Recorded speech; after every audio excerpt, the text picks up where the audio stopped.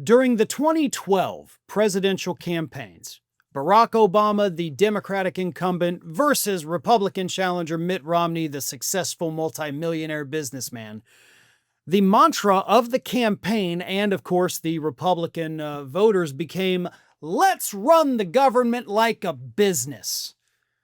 And even though Romney obviously lost that election, that mantra, "Let's run the government like a business," stayed.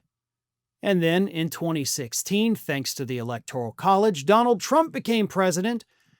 And to a degree, he ran the country like a business, and it ended in a recession. Now that he's back in office, he is going even further to run the country as if it were a business. And the results have been far worse than they were in his first term. And the reason for that is because, yeah, Trump is running the government like a business, but he's running it like one of his businesses. And let's be real here, the majority of business ventures that Donald Trump has gotten involved in have failed. They either resulted in massive bankruptcies or the company, the venture, whatever it was just quietly dissolved after becoming completely unsuccessful. Most of what Trump has done has been an absolute failure in the business world. Pretty much anything outside of buying a building and then selling a building. Honestly, any idiot could do that. You take something that's already there and you buy it, you sit on it for a few years, the value goes up, you sell it, you make money. That's pretty damn easy, right? And Trump has made a lot of money off it. He's made money off of some of his golf resorts, definitely not all of them.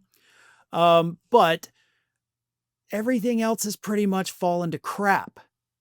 And now you can put the United States in that column as well because Trump is running it like a business.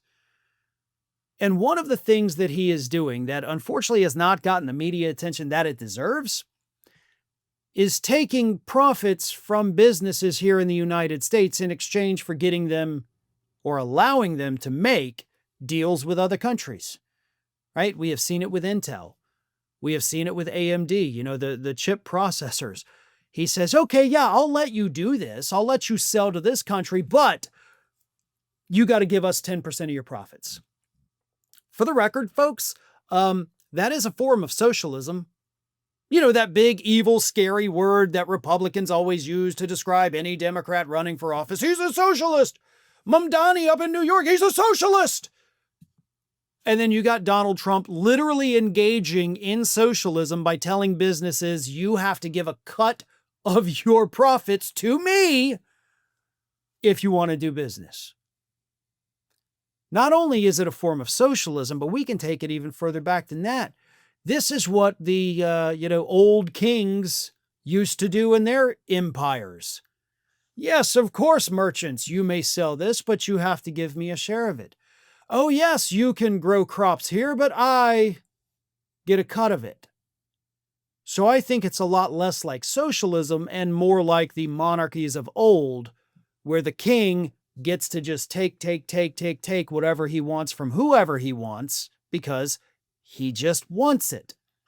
These actions that Donald Trump is taking, saying give us 10%, give us half of whatever it is you earn, are not only a first in presidential history, a first in the United States, it also goes against what other presidents have done, right?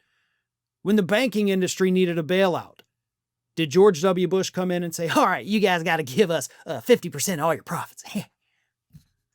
When Obama did the auto industry bailout, did he say that, okay, Ford, GM, everybody, you got to give us half your profits and I want a new car every other month?